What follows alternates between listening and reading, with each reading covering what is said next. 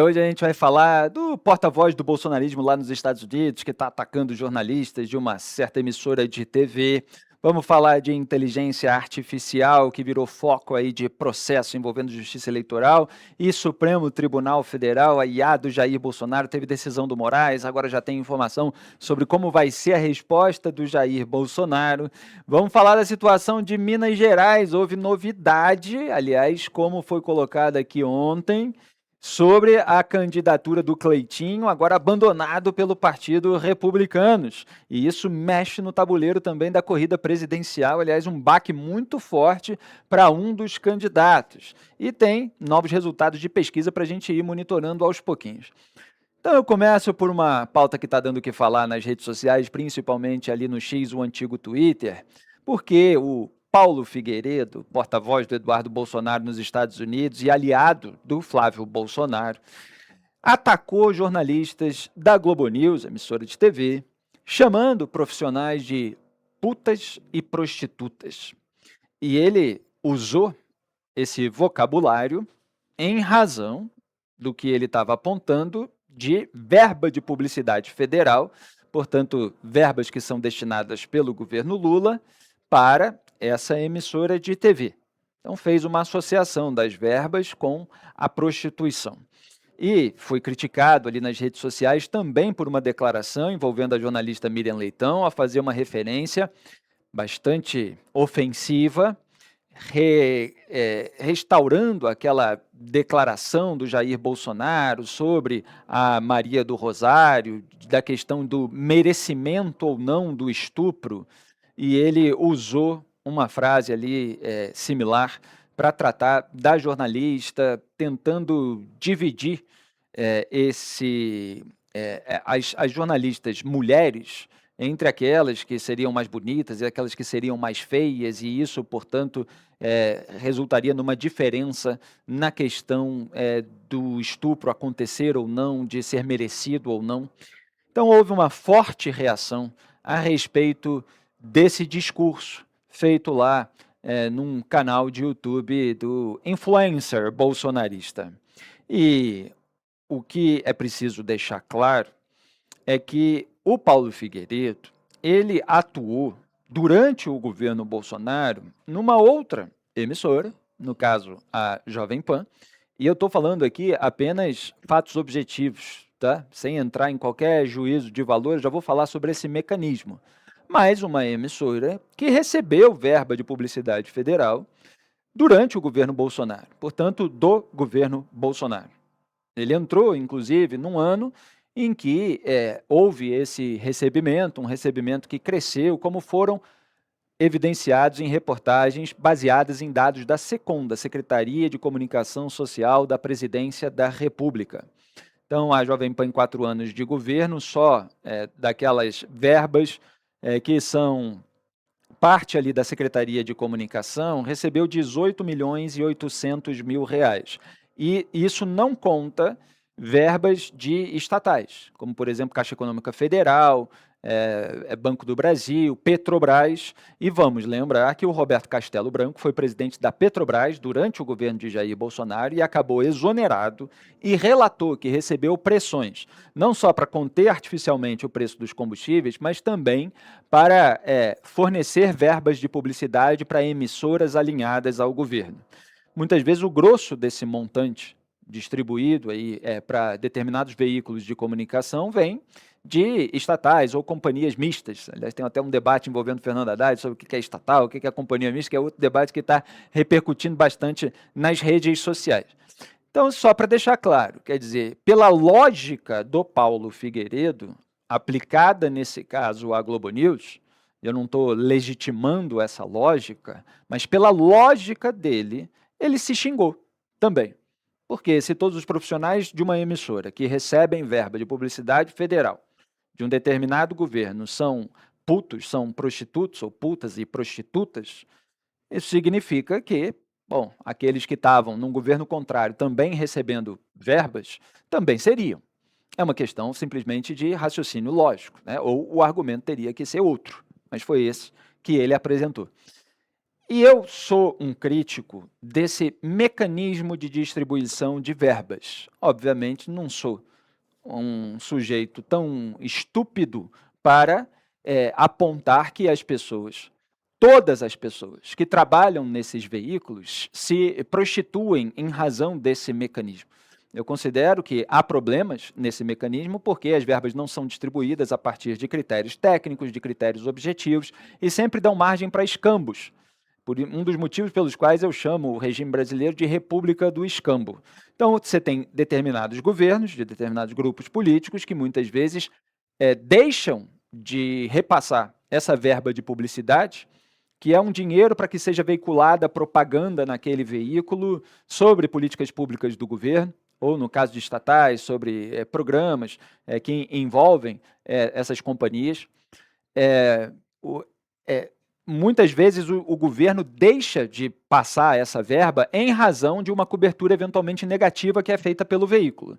E aí, portanto, se cobra uma cobertura positiva em troca do fornecimento desse dinheiro. Isso não quer dizer que todos os veículos se submetam integralmente a determinados governos em razão dessas ameaças de retirada de verba. Mas você tem vários empresários que, seja pela dificuldade de fechar as suas contas, seja pelo próprio interesse em lucrar mais, eventualmente uma ganância, eles acabam se sujeitando de fato ao governo, eles acabam promovendo aquele governo e fazendo uma cobertura positiva e impedindo jornalistas de verdade de dar uma notícia que seja inconveniente para autoridades ligadas àquele governo. E, em muitos casos, jornalistas de verdade acabam saindo do veículo porque ficam impedidos de fazer o jornalismo como ele é. Mas é claro que você tem casos de veículos tradicionais, veículos maiores, onde você tem analistas de vários vieses, de várias tradições de pensamento, etc. Aí cada um faz o seu juízo crítico. Se um veículo tem mais analistas enviesados para um lado, ou que defendem uma outra posição, se são análises baseadas em fatos objetivos, se são por interesses esses ou aqueles, mas essa generalização de que todos são prostitutas porque não rezam pela cartilha daquele que está xingando, obviamente é uma estupidez. Então essa é a distinção que eu queria fazer aqui dentro desse debate, antes de exibir o vídeo do Paulo Figueiredo, que a produção separou, certo? Então pode soltar. Porque quando eu digo que os jornalistas são putas, pagas para dizerem o que estão dizendo, pagos regiamente, eu não estou falando metaforicamente. Vocês devem ter visto a notícia sobre o recorde de gastos públicos do governo em publicidade. Entendam, esse dinheiro vai parar na mão de jornalista. É esse dinheiro que paga a folha de pagamento. Todos esses caras que você vê comentando na Globo News são putas recebendo dinheiro do governo Lula. Vamos falar as coisas como elas são.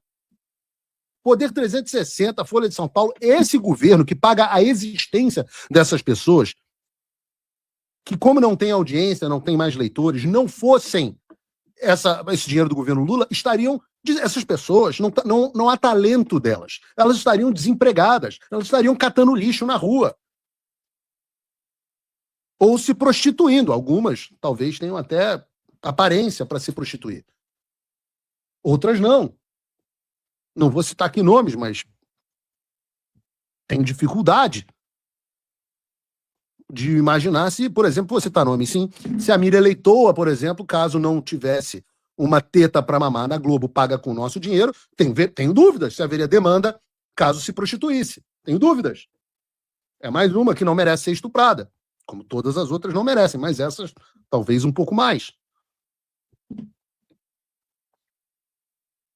Eu tenho desprezo por essas pessoas. Jornalismo no Brasil é uma profissão pior do que a prostituição. Prostituição é menos grave. Porque na prostituição a pessoa vende o corpo. Esse jornalismo, ele vende a alma. Ele vende a alma. Bom, esse é o Paulo Figueiredo, o porta-voz do Eduardo Bolsonaro lá nos Estados Unidos, que assina notas conjuntas com o Eduardo, que cuida ali da articulação com o governo de Donald Trump, falando essa baixaria sobre profissionais mulheres, profissionais que têm trajetória. Eventualmente as pessoas podem discordar de determinados pontos, opiniões, terem críticas ao trabalho de uma ou de outra. Isso faz parte do debate público. Agora, esse tipo de ataque baixo, isso é de uma outra liga, é de um outro naipe. E ele ainda fala como se ele fosse essa figura talentosa, capaz de afetar superioridade sobre profissionais de comunicação que atuam aí há décadas dentro desse mercado. Então é preciso distinguir a análise crítica sobre o trabalho jornalístico e o xingamento, a ofensa. E, nesse caso, não vou aqui julgar, porque isso cabe ao Poder Judiciário, há margens, evidentemente, para processos. Agora, ele está lá nos Estados Unidos, ele já foi alvo aí de vários processos no Brasil, a gente vai lembrar, inclusive, um deles, e fica lá na aba da saia de Donald Trump se protegendo contra qualquer tipo de responsabilização e punição aqui na esfera nacional. Chico, eu vi que, acho que você não tinha visto ainda, né, esse Não, trecho não. específico, e o Chico estava, assim, com uma cara de espanto, em razão de tamanha barbaridade. Ô Felipe, ô Diogo, tudo bem? Eu sou engenheiro agrônomo, não sou jornalista. Se eu fosse, eu ia ficar muito puto da vida com o que esse cara disse, entendeu? Obviamente, o que ele disse é algo assim, sem qualquer cabimento. Eu, quando vejo essa figura que encontro, às vezes, tenho visto, né, nas redes sociais, no Twitter, o antigo Twitter, no X principalmente, e agora, vendo aqui esse vídeo, como é que eu descreveria um cara desse? Esse cara é simplesmente, Paulo Figueiredo, é um cara assustador. Porque eu fiquei pensando, porque alguém me perguntou aí fora de você entrar aqui, mas como é que você descreve ele? Eu pensei, pô, picareta? Não é. Vagabundo não é, porque tá lá. É um cara assustador. Eu acho que sei lá, o avô dele, que foi um ditador, o João Figueiredo, não sei, deve ter alguma coisa que do além deixa esse rapaz apavorado, para não falar da vida, como diz lá no interior, da vida pregressa do cidadão, né? Que tem uma credibilidade que, pelo amor de Deus. Mas isso, o Diogo fala, o Felipe fala. Eu falo aqui com isenção total, porque eu não sou jornalista. Mas eu sou, por exemplo, atualmente, eu sou articulista do Poder 360, há muitos anos. Eu fui, durante muitos anos, articulista do Estadão e alguns anos do O Globo também. Ou seja, eu escrevo para jornais, assim como eu já fui membro de governos, do governo aqui do Estado de São Paulo, do governo federal, menos, né? E essas verbas eu vejo, eu sempre soube como elas são distribuídas. Tem lá suas influências, ou tem esse jogo de escambo, no certo sentido, que o Felipe aqui disse, mas você também tem critérios de audiência.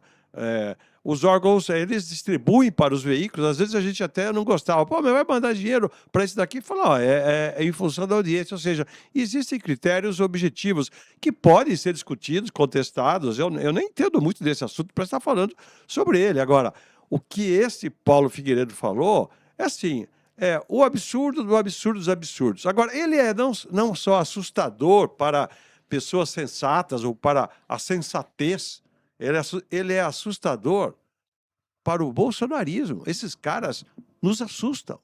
Esses caras nos tiram. Esses caras que se dizem que eles pensam, eles são a direita, esses caras espantaram milhões de pessoas desse arco de alianças, vou dizer, ou de simpatias, porque quando você quer tirar a esquerda do poder, aí você tem que se aliar com esses picaretas para fazer o que dizer, olha, cai para lá, meu Deus me livre. Eu fiquei apavorado, por isso que o Felipe me viu aqui, fala que eu fiquei assim, é apavorante. Um cara desse, um cara que tem preparo, mora lá nos Estados Unidos, fez aí umas bobagens, mas, gente, falar isso é o fim da picada. E vamos lembrar que já houve uma celeuma na campanha do Flávio Bolsonaro, quando esse mesmo Paulo Figueiredo disse que as mulheres votam mal, e depois repetiu, e até num tom desafiador, para quem... desafiando assim, o público a refutá-lo, e usando um palavrão, né? Se eu não me engano, votam mal pra caralho, né? Foi como o Paulo Figueiredo falou. Aqui a gente tem que abrir brecha para falar alguns palavrões, porque estamos citando essa figura que usa esse vocabulário chulo, inclusive para atacar profissionais mulheres. Então, é mais um ataque a mulheres desferido pelo Paulo Figueiredo, e no primeiro dessa última leva, pelo menos, as mulheres parlamentares bolsonaristas, elas adotaram uma postura crítica, inclusive, ao Flávio Bolsonaro, que demorou 6 dias para se pronunciar, e, na verdade, ele foi a um evento com lideranças femininas ao lado da sua esposa, sem ter, vamos dizer assim, se posicionado criticamente à fala anterior do Paulo Figueiredo. E aí as parlamentares, elas não quiseram ir ao evento com o Flávio, porque ele ainda não tinha feito aquilo. E aí o Flávio, no evento, ele teve que se distanciar dessa figura, que é amigo dele, que esteve com ele lá nos Estados Unidos, fazendo ali uma crítica, dizendo que, pelo menos, não concorda com aquilo que o Paulo Figueiredo falou, etc. E é um eleitorado que, como a gente tem repetido aqui no programa Checkmate, o bolsonarismo está buscando conquistar, porque é um eleitorado, o eleitorado feminino, em que o Lula leva 10 pontos de vantagem sobre o Flávio.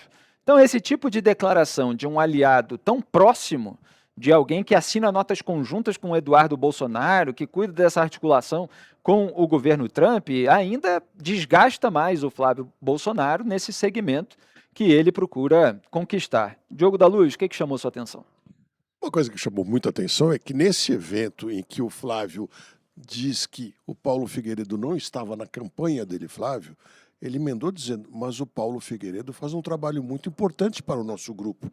Ou seja, ele legitima o Paulo Figueiredo como uma pessoa importante na organização do pensamento, das ideias e dos trabalhos do grupo.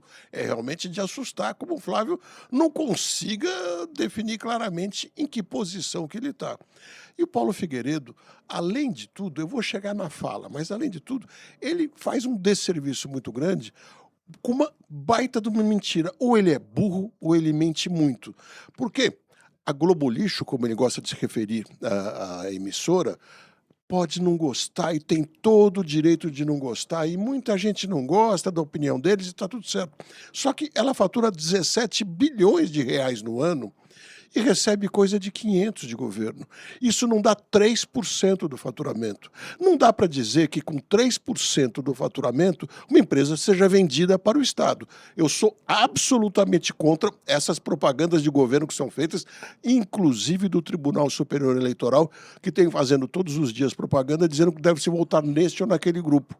Até acho que sim. Eu posso ter opinião e trazer ela aqui. Um tribunal eleitoral, por exemplo, não pode tentar convencer as pessoas de votar neste ou naquele. O tribunal tem que ser isento. Os governos é a mesma coisa. E a gente vê que o governo faz propaganda de si. Isso é muito ruim. Entre isso e dizer que compraram toda a mídia com esse dinheiro, não faz sentido. A gente sabe que tem blogs que recebem mais dinheiro que deviam do Estado, de uma maneira desviada, mas as grandes emissoras não vendem sua opinião dessa maneira. Eu não acredito, até porque não é dinheiro suficiente para isso. E a fala dele é uma coisa assim absolutamente inaceitável, independendo de ser de direita, de esquerda, do que fosse, só pela fala anterior e ainda mais por essa, o Flávio precisava ter tomado uma posição enérgica. Estou vendo, não vai fazer de novo. O bolsonarismo, como qualquer grupo que adota o populismo, que é essa divisão da sociedade em nós contra eles, ele vai eliminando todas as nuances. Então, muitas vezes, determinadas críticas, elas são legítimas, mas aí o que o grupo populista faz? Ele passa a utilizar os motivos que poderiam embasar uma crítica legítima para ataques pessoais, baixos, chulos, para xingamentos, para ofensas. E tem uma ala radicalizada do eleitorado que gosta disso, é isso mesmo, tem que falar isso mesmo. E se você estabelece uma crítica a essas figuras, associam você ao alvo dos ataques, das ofensas que eles estão fazendo, como se você não pudesse respeitar o trabalho de outras pessoas e eventualmente discordar, ter uma postura crítica, etc. Como se você precisasse xingar para mostrar, assim, uma suposta firmeza. Só que a firmeza não é isso. Isso é a afetação de virilidade, a afetação de valentia, a afetação de coragem. Coragem, valentia, isso não se mostra com essa verborragia baixa e rasteira. Se mostra pela fibra moral de você manter a sua coerência a despeito de tantos ataques, a despeito de tantas ofensas, de tantos xingamentos, das pessoas que tentam patrulhar o seu trabalho. A firmeza de manter a sua consistência quando tudo mais convida à superficialidade e a esse tipo de apelação. Então essa é a diferença, a nuance que muita gente radicalizada, seja no bolsonarismo, seja no lulismo, precisa entender. É possível criticar as pessoas sem apelar a essas ofensas pessoais, rasteiras, baixas, chulas. E vamos lembrar, até porque teve um desdobramento outro dia, pode jogar aqui aquela imagem na tela, produção, da Comissão de Valores Mobiliários, porque teve um caso envolvendo o Paulo Figueiredo, e outro dia foi até matéria de um site, porque teve um desdobramento disso, que resultou numa decisão da CVM, Comissão de Valores Mobiliários, que regula o mercado das capitais, condenando o Paulo Figueiredo naquela ocasião. Então eu trouxe aqui o documento original daquela sessão de julgamento com a decisão. Então essa é a abertura com a logo ali da CVM, a data do julgamento, que foi 3 de dezembro de 2024, então isso faz cerca de 1 ano e meio. Vamos botar o próximo print na tela, que é justamente o trecho sobre a condenação. Sendo assim, o colegiado da CVM decidiu, por unanimidade, pela condenação de Paulo Renato de Oliveira Figueiredo Filho, a multa de R$ 54.770.935,11, equivalentes a 3 vezes a vantagem econômica obtida, de R$ 18.256.978,37, pela prática de operação fraudulenta referente a desvios de recursos da LSH, por meio da contratação de prestadores de serviço, infração ao item 2C da instrução CVM 8. Aliás, eu tinha mandado outro print aí, produção. Não tem aí o outro print que é mais completo sobre a condenação do Paulo Figueiredo? É esse aí, ó. Aquele era um close nesse item A.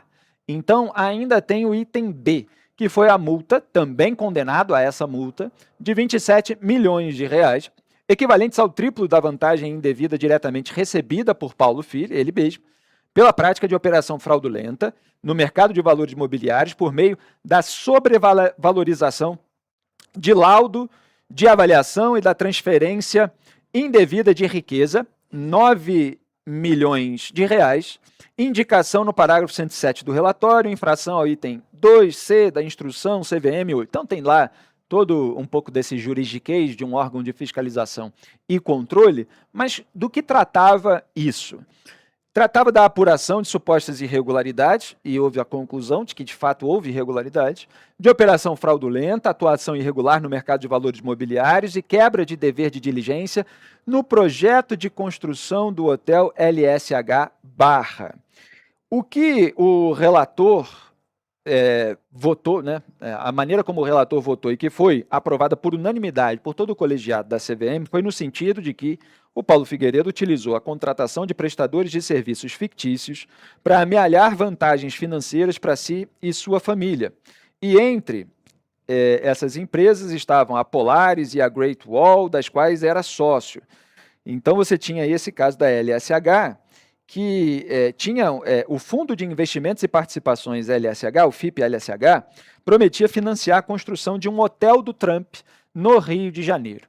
Isso também tornou o Paulo Figueiredo alvo de uma operação policial naquela época, mas, enfim, como acontece muitas vezes nesses casos no Brasil, a coisa foi desaparecendo, mas nesse caso, a condenação da CVM, ela está posta, ela está mantida e ainda precisa ser paga essa quantia ou entrar aí com algum tipo de recurso. Fato é que ele está lá nos Estados Unidos e essa quantia, até onde foi publicado, divulgado, não foi paga. Então, você tem esse histórico aí do Paulo Figueiredo, porque muita gente vê nas redes sociais, pela associação com o bolsonarismo, e não conhece, de fato, aquele histórico. Algo a acrescentar, Chico? Deixa eu falar uma coisa aqui. Quem conhece a campanha eleitoral, o jogo dos partidos políticos e como se comportam os militantes de um partido político, qualquer um deles que tenha certa relevância, sabe aquilo que o Felipe falou há um pouco atrás, antes de mostrar essa ladroagem aí nessa decisão da Comissão de Valores Mobiliários. O que é que importa? Às vezes, você tem que fazer um discurso, o líder, ele faz um discurso interno, faz um discurso para dentro da casa. Aí você tem que, né? Você tem que usar uma linguagem assim, dizer, vamos lá, vamos ganhar essa guerra, aí a militância, e aí você vai. E depois, assim que funciona, ele fala para fora. Ele vai falar da questão lá da educação, porque precisa tocar um outro grupo de opinião pública, ou seja, você tem que separar aquilo que você dá gás para a sua militância e aquilo que você amplia, aquilo que você fala para fora. Eu estou dizendo isso para perguntar o que o Flávio Bolsonaro ganhou com uma declaração imbecil como essa aí desse Paulo Figueiredo. Não ganhou nada. Mesmo que alguns imbecis também possam ter ficado, ou militantes ter ficado felizes, é isso aí mesmo. O que precisa para ganhar uma eleição é você ampliar, não é você aquecer a sua bolha.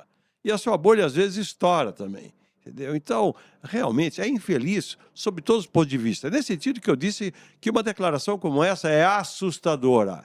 É assustadora porque ela fere os princípios básicos de sensatez, para não falar do respeito democrático, daquilo que o Diogo sempre fala aqui, ó, você pode até concordar ou não concordar com o jeitinho dele, que é maravilhoso, mas é o seguinte, eu penso diferente. E é assim mesmo que funciona. Às vezes você pode até ser mais incisivo, né? Mas você tem que escutar a opinião do outro, você tem que respeitar, e também você querer que todo mundo concorda com você, como esses imbecis fazem. Esses imbecis bolsonaristas fazem. Não vai a lugar nenhum. Essa que é a tragédia da direita brasileira, é ter esses porta-vozes, né, que são porta-vozes de abismo. Isso é onde nós estamos caindo. E um desses princípios é o respeito às mulheres, de uma maneira geral, né? Isso é da moralidade básica, mas até essa moralidade básica é violada sistematicamente por esse tipo de porta-voz do bolsonarismo. E eu acho que o Diogo foi num ponto que eu vou expressar aqui da minha forma, é que muitas vezes nesse tipo de situação, a gente não vê aquele limite dado por uma liderança.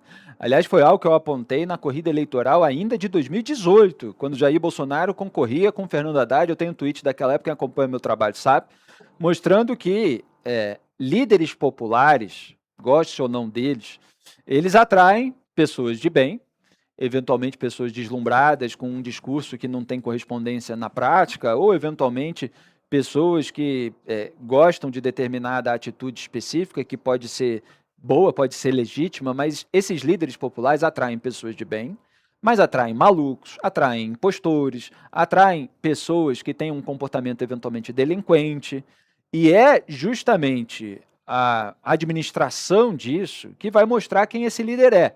Se ele é alguém que estimula esse tipo de atitude ou que tolera, e ainda mais, que aceita que esse tipo de atitude constitua o seu grupo político. Então, o que eu sinto falta, porque gente desse naipe tem aos montes aí no entorno de lideranças políticas, Diogo, mas o que eu sinto falta nesses casos, de ambos os lados, é aquele limite moral dado pelo líder de que uma pessoa que se comporta dessa maneira não vai integrar o seu grupo político. Não é uma pessoa relevante para determinados serviços e tal, no entanto, fala aquelas coisinhas e tal. Porque tem algumas coisas que precisam ser consideradas inadmissíveis. E, no entanto, a gente vê apenas, vamos dizer assim, quando muito pressionado, depois de 6 dias, depois de parlamentares, mulheres do próprio grupo não comparecerem ao evento, aí ele faz uma crítica pontual. Mas como você falou, não, mas o resto está tudo bem. Então, assim, essas pessoas vão ficando. E aí chega na hora da eleição, que é afetar a moderação para conquistar o eleitorado moderado e independente. Mas o grupo político é constituído de pessoas assim. E é bom que esse eleitorado também saiba, Diogo. Pois é, mas a realidade é que o Flávio ainda não é um líder. Ele não Exato. assumiu a liderança da campanha dele de forma alguma. Foi nomeado chefe pelo seu pai, pegou o cargo que papai disse, agora é com você, e de chefe para líder tem uma diferença muito grande. A chefia lhe é entregue. Como um chefe de departamento, assim por diante, ele não precisa ter a liderança, ele tem o poder de mando e o poder de veto, muitas vezes, e o poder de calar a boca de alguns. Agora, a liderança é aquilo que a pessoa faz quando os outros querem vir junto e ele vai crescendo, crescendo, somando. Flávio não está sabendo fazer isso. E o pior é que falas como essa do Paulo Figueiredo e até a atitude do Flávio atrapalham o trabalho de décadas que a gente vem fazendo contra o PT, contra o lulopetismo, que é o grande mal a ser combatido, sem dúvida nenhuma. Pensamentos arcaicos estão no século retrasado, alguns chegaram no século passado, mas nenhum deles no século XXI. Acham que inteligência artificial é o problema do futuro do mundo, acham que a mídia tem que ser controlada, coisas que não têm sentido nenhum. Aí vem uma direita maluca dessas, autoritária, arrogante, dizendo que ela é o legítimo antipetismo e quem não estiver com ela é comunista, é esquerdista, etc., ou é traidor. Eles que são traidores dos princípios da liberdade individual. Dizem que eles defendem até a hora que alguém discorde deles. Aí querem calar imediatamente e já fizeram com muitas pessoas que antes dele já defendiam a liberdade individual. E, inclusive, nunca apuraram nada sobre o petismo. As informações que são inconvenientes para o Lula, que são inconvenientes para o Jacques Wagner, por outras lideranças do partido que atualmente governa o Brasil, que já teve 5 mandatos, essas informações vieram de nós, jornalistas, vieram de procuradores do Ministério Público, vieram de policiais federais em uma série de investigações. São essas informações que eles batem lá no liquidificador e pegando apenas uma parte do nosso trabalho, porque não vai pegar as informações que são inconvenientes para o grupo deles, e jogam para a sua militância, que às vezes vendo essas pessoas falarem, não seguindo jornalistas, não acompanhando em minúcias os processos judiciais, as investigações, acham que foram esses porta-vozes, ou que foram os políticos aliados deles, para os quais muitas vezes eles servem, que apuraram aquilo, que descobriram aquilo, que são os únicos a falarem aquilo. Quer dizer, o Mensalão veio com uma entrevista do Roberto Jefferson à imprensa, a Folha de São Paulo, inclusive, que foi citada aí nesse discurso do Paulo Figueiredo. O Petrolão era investigado por nós jornalistas e por policiais federais e por procuradores do Ministério Público, cada um dando a sua contribuição a respeito de episódios específicos. Aliás, uma das cerejas do bolo, por exemplo, no caso do sítio de Atibaia, que o Lula frequentou mais de 111 vezes, foi o quê? Foi o nome dos netos nos pedalinhos daquele sítio. O primeiro jornalista a publicar isso na imprensa fui eu, porque houve uma vista aérea de uma câmera, se eu não me engano, não sei se era o Globocop, se era um helicóptero da Globo ou algo nesse sentido, sobrevoou ali o sítio e apareceram os pedalinhos.